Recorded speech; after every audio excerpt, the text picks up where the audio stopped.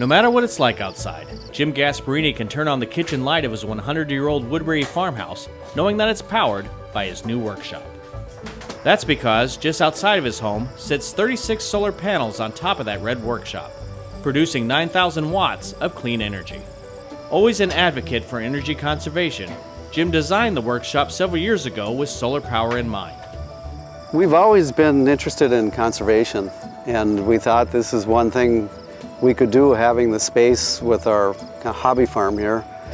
And we actually built the workshop for the solar panels. So we designed it so it would be facing south, and so it would accommodate the solar panels at the right angle of the roof. The system produces more than 11,000 kilowatt hours per year. That power is still connected to Xcel Energy's main power grid. Since his property uses about 7,500 to 8,000 kilowatt hours per year, the surplus energy the workshop generates is sold back to Xcel for use elsewhere.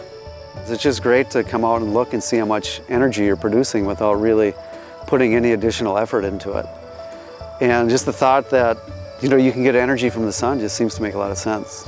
It's every day that the sun comes up, you're generating electricity rather than using it from, either coal or a natural gas or even a nuclear power plant. I don't see why more people aren't doing it. I think everybody who has the ability to have southern exposure should have solar panels. The shining sun powers his home and even charges his electric car, which he drives because he's always been environmentally conscious. These are just some of the reasons why his children nominated him for an Environmental Excellence Award. My kids are always giving me a hard time because I'm always coming up with ideas on the house to try to save energy, and so it was nice to be acknowledged for that. Even with the solar panels, he still continues to work to make his home as energy efficient as possible. He has an insulated foundation around his home and workshop and is currently installing an electric boiler to heat his workshop this winter. For this environmental steward, the projects will continue.